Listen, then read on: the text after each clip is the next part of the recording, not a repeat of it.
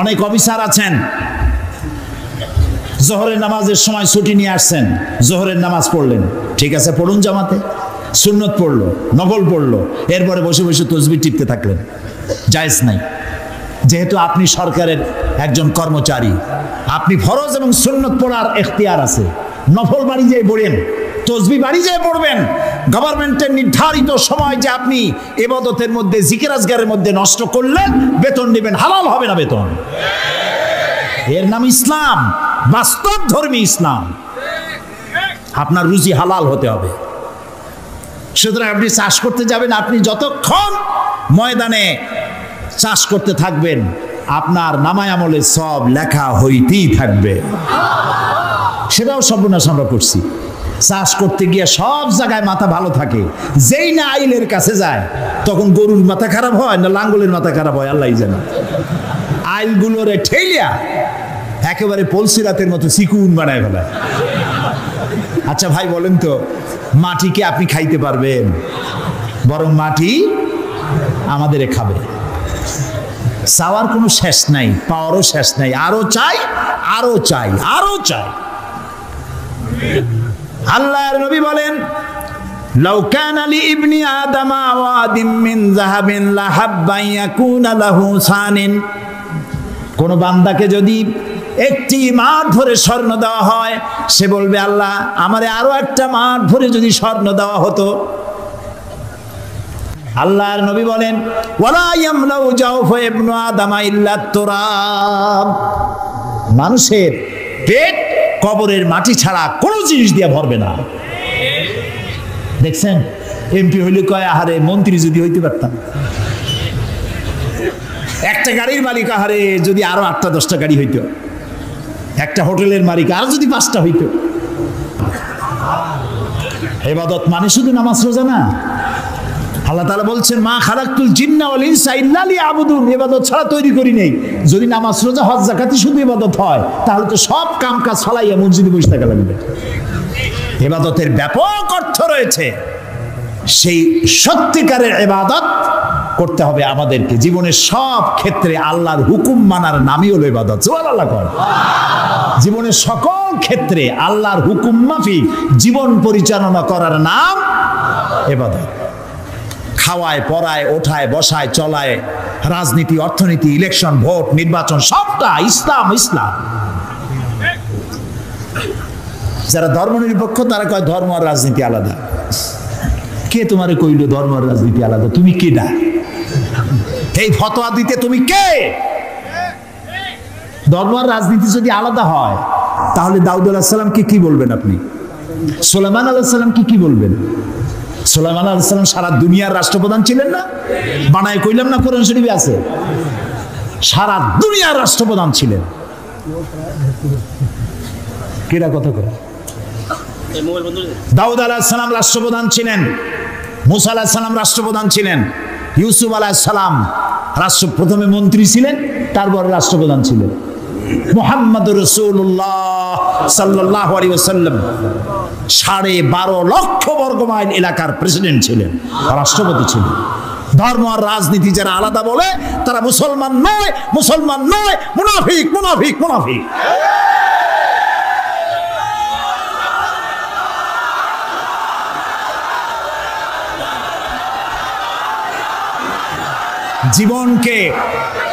জীবনকে আমরা দ্বিধা বিভক্ত করতে পারি না। জীবনকে দুইটা ভাগ করার এখতিয়ার আমাদেরকে দেওয়া হয় নাই। জীবন একমুখী হবে, আল্লাহমুখী হতে হবে। আল্লাহ যা বলেছেন, রসুল যা করেছেন তাই আমাকে করতে হবে। বলুন, রসুল্লাহ প্রেসিডেন্ট ছিলেন না? রসুল্লাহ সেনাপতি ছিলেন না? রসুল্লাহ শ্রমিক ছিলেন না? রসুল্লাহ রসুল্লাহ নানা ছিলেন না? স্বামী ছিলেন না? আমার জীবন, আপনার জীবনের এমন কোন দিক আছে যেদিকে তিনি আদর্শ হিসাবে নাই? সুতরাং ধর্মনিরপেক্ষ মতবাদের স্রষ্টা হচ্ছে শয়তান। ধর্মনিরপেক্ষ মতবাদের স্রষ্টা কে? চিল্লায় বলো। আর ইসলামের স্রষ্টা কে? আল্লাহ, আল্লাহ, আল্লাহ। এই জন্য একজন মুসলমান কোন অবস্থাতে ধর্মনিরপেক্ষ হতে পারে না। আমি মুসলমান, আমাকে ধর্মের পক্ষে থাকতে হবে। হিন্দু ধর্মের পক্ষে থাকতে হবে, খ্রিস্টান ধর্মের পক্ষে থাকতে হবে। একবার পার্লামেন্টে ঢুকতেছিলাম, ধর্মনিরপেক্ষবাদীদের একজন মুরব্বী, দাড়ি পাকা, আজ তিনি বেঁচে নাই, তার সঙ্গে একসঙ্গে হাঁটতেছিলাম। বললাম, ভাই আপনাদের সাথে তো আমাদের কোনো জমি জমা নিয়ে মামলা মকদ্দমা নাই, আপনিও আমার পাকা ধানে মই দেন নাই, আমিও আপনার হালের গরু পিটাই মারিনি, কোনো শত্রুতা নাই। শুধু যদি এই ধর্মনিরপেক্ষতা বাদ দিতে পারতেন, আপনাদের সাথে আমাদের তো কোনো সমস্যা নাই। কয়েছে ধর্মনিরপেক্ষ বাদ দেবো কেন? আল্লাহ নিজেই তো ধর্মনিরপেক্ষ। কইলাম আস্তাগফিরুল্লাহিল আযীম। আয় আয় কয় কি?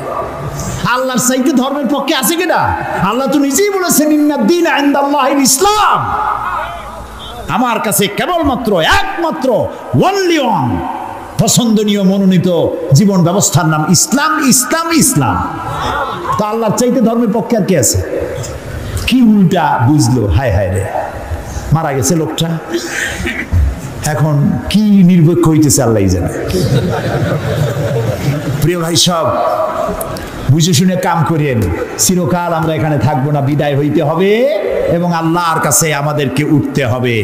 এই জন্য যে যত বক্তৃতা করুক আর যাই কিছু করুক না কেন, আপনি পরকালের চিন্তা করবেন। এমন কাজ করা যাবে না যা আল্লাহ রাজি নাই। ধর্মনিরপেক্ষ মতবাদ মুসলমানের জন্য গ্রহণ করা জায়েজ নাই, জায়েজ নাই, জায়েজ নাই। এটি সুস্পষ্ট হচ্ছে আল আবিদুন, ইবাদতকারী। জীবনের সকল ক্ষেত্রে ইবাদত করতে হবে কার? আল্লাহ তাআলা। আল্লাহর ইবাদত দিয়ে যেন আমরা জীবন চালাইতে পারি, আল্লাহ যেন তৌফিক দান করে দেন। এবং এই ইবাদত আমাদের করতে হবে মৃত্যু পর্যন্ত। কতক্ষণ? এই যে এখন যে সন্ত্রাস চলছে, এই সন্ত্রাসের অবস্থা থেকে যদি বাঁচতে চাই আর ক্ষুধার সময় যদি খেতে চাই, কি সুন্দর একটা সূরা আছে, সূরা কুরাইশ। আল্লাহ তাআলা বলছেন, ফালইয়াবুদু রাব্ব হাযাল বাইত। হে কুরাইশরা, যদি ক্ষুধার সময় যদি তোমরা শীত ও গ্রীষ্মে নিরাপদে থাকতে চাও, যদি নিরাপত্তা পেতে চাও, ফালিয়াবুদু রাব্ব হাযাল বাইত, এই ঘরের মালিকের ইবাদত করো। কোন ঘর? বাইতুল্লাহ শরীফ। এই ঘরের মালিকের ইবাদত। মালিক কে? এই ঘরের মালিকের ইবাদত করলে কি হবে? আল্লাহ তাআলা বলেন, আল্লাযী আত'আমাহুম মিন জু'ইন ওয়া আমানাহুম মিন খাউফ। এই ঘরের মালিকের ইবাদত করো, কি হবে? ক্ষুধার সময় তিনি খাদ্য দিবেন, ভীতির সময় তিনি নিরাপত্তা দান করবেন। সুবহানাল্লাহ। আমরা তো এটাই চাই। আমার ক্ষুধার সময় খাবার চাই, ভীতির সময় নিরাপত্তা চাই। কে দিতে পারবেন? কে দিতে পারবেন? আল্লাহ তাআলা দিতে পারবেন। আমরা কি জান্নাতে যেতে চাই? বলেন, যেতে চাই? আল্লাহ তাআলা বলেন, জান্নাতে যদি যেতে চাও, ফাদখুলি ফি ইবাদি ওয়াদখুলি জান্নাতি। আমার গোলামীর মধ্যে শামিল হও। ফাদখুলি ফি ইবাদি, আমার বান্দাদের মধ্যে শামিল হয়ে যাও। ওয়াদখুলি জান্নাতি, এরপর আমার জান্নাতে চলে যাও। গোলাম লা ইউশরিক বিইবাদাতি রাব্বিহি আহাদা, এবং আল্লাহর ইবাদতের মধ্যে কাউকে শরীক স্থাপন করো না। শিরক কোন অবস্থাতে করা যাবে না। শিরক সম্পর্কে নবী করিম সাল্লাল্লাহু আলাইহি সাল্লাম একটা দৃষ্টান্ত দিয়েছেন, দারুণ দৃষ্টান্ত। শিরক কি ভয়াবহ জিনিস! শিরক সহজে বোঝা যায় না, সওয়াবের নিয়তেও মানুষ শিরক করে। এই শিরক বোঝা কঠিন, সেই জন্য রাসূলুল্লাহ একটা দৃষ্টান্ত দিয়েছেন। অমাবস্যার রাত। কিসের রাত? অমাবস্যার রাতে কালো পাথরের উপর থেকে কালো পিঁপড়া যদি যায়, চিন্তা করেছেন কথা? অমাবস্যার রাত, মানুষ নিজেকেও নিজে দেখে না, পাথরটা কি রঙের, ওর উপর থেকে যাচ্ছে কি দেখা যায়? এইটা যেমন দেখা যায় না, মানুষ নিজের অজান্তে না জেনে এরকম শিরকের মধ্যে মুবতালা হয়ে যায়। এই জন্য শিরক থেকে বাঁচতে হবে। কিয়ামতের দিন আল্লাহ তাআলা তার বান্দাকে, যে বান্দাকে জান্নাত দিতে ইচ্ছে করবেন, পাহাড় পরিমাণ গুনাহ যদি থাকে, আর আল্লাহ যদি ইচ্ছে করেন ওই বান্দাটাকে জান্নাতি দিবেন। আল্লাহ তো বেপরোয়া, কারো কাছে তার কৈফিয়ত দেওয়া লাগে? তিনি তার কোনো বান্দাকে জান্নাতি দিবেন। গুনাহ করেছে জীবনে বহুত, আল্লাহ বললেন তোরে মাফ করে দিলাম। কেউ বলতে পারবে যে আল্লাহ মাফ করলা কেন? না। আল্লাহ যদি মাফ করতে চান, ফেরেশতাকে বলবেন, ফেরেশতা দেখো তো তার আমলনামায় কোনো শিরক আছে নাকি।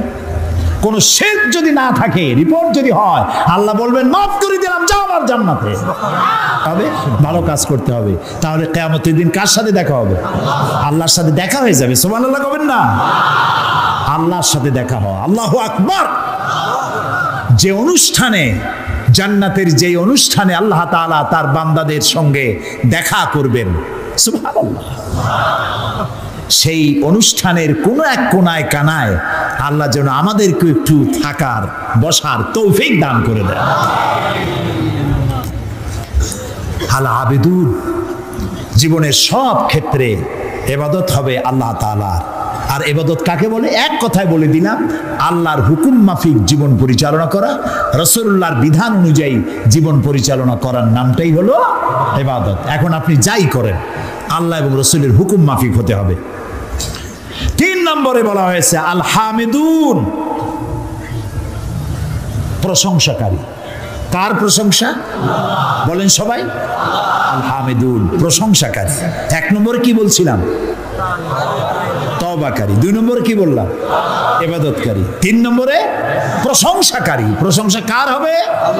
আল্লাহর। আল্লাহ আল্লাহ আল্লাহ আল্লাহ, তিনি ছাড়া প্রশংসা কারো হতে পারে না। আল্লাহ তাআলা কোরআনে শুরুই করেছেন নিজের প্রশংসা দিয়ে। সুবহানাল্লাহ। আলহামদুলিল্লাহি রাব্বিল আলামিন। পড়েন সবাই, আলহামদুলিল্লাহি রাব্বিল আলামিন। সমস্ত প্রশংসা, যাবতীয় প্রশংসা আল্লাহর জন্য। তার প্রশংসা করব না তো কার প্রশংসা করব? কোন হুজুর ফু দিয়ে গ্লাস ফাটাইলো? কোন হুজুরে বাংলাদেশে বসে মক্কা শরীফের কুত্তা খেদাইলো, পুকুরে আগুন জ্বালাই দিল?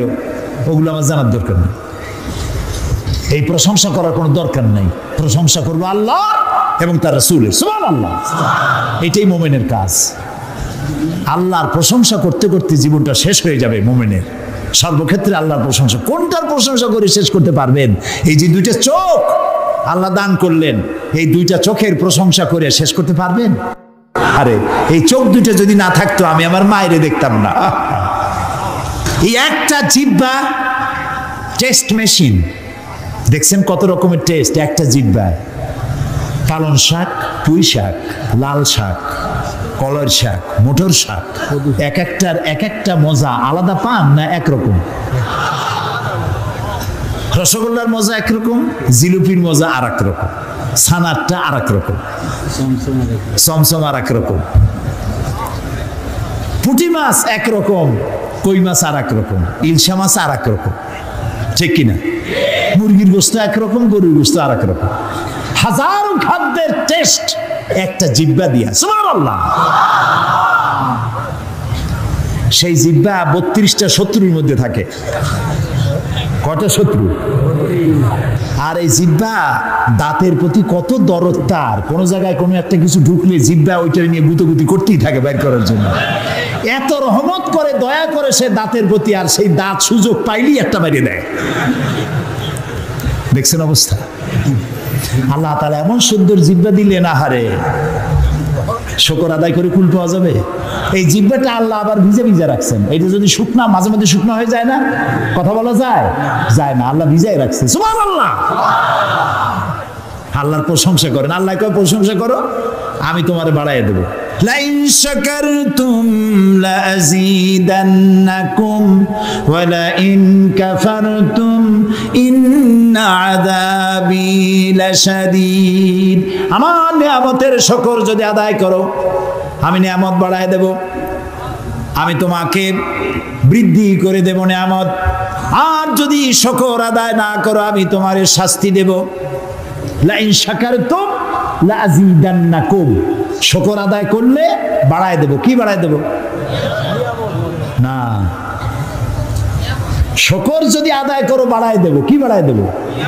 না, শুকর যদি আদায় করো শুকরিয়া আদায়ের শক্তি আরো বেশি করে বাড়ায় দেব। নিয়ামত তো দিছি, শুকর আদায় করো, শুকর আদায় করার শক্তি আরো বাড়ায় দেব। তুমি যত শুকর আদায় করবা আমি তোমার উপর রাজি খুশি হয়ে যাব। সুবহানাল্লাহ। আমি যদি আল্লাহর জিকির করি এইখানে বসিয়া, আমরা বগুড়ার ঈদগাহ মাঠে এখানে আল্লাহর কতগুলো বান্দাবান্দি একত্রিত হয়ে আল্লাহর জিকির আজগার করতেছি। আল্লাহ কয় ফাজকুরুনি আজকুরুকুম, তুমি আমার জিকির করো আমি তোমার জিকির করব। তো আমার জিকির আর আল্লাহর জিকিরের মধ্যে পার্থক্য আছে না? আমরা জিকির করতেছি মাটির দুনিয়ায় বসে, এইখানে কিছু লোক আল্লাহর জিকির করছে। আল্লাহ কয় তুই যদি আমার জিকির করিস আমি জিকির করব আরশে আজিমে ফেরেশতাদের সাথে নিয়া। সুবহানাল্লাহ। ফাজকুরুনি বিল ইস্তিগফার আযকুরুনি বিল মাগফিরা আযকুরুকুম বিল মাগফিরা। তুমি আমাকে ইস্তিগফারের সাথে স্মরণ করো, আমি তোমারে ক্ষমা করার দিয়া তোমারে স্মরণ করব।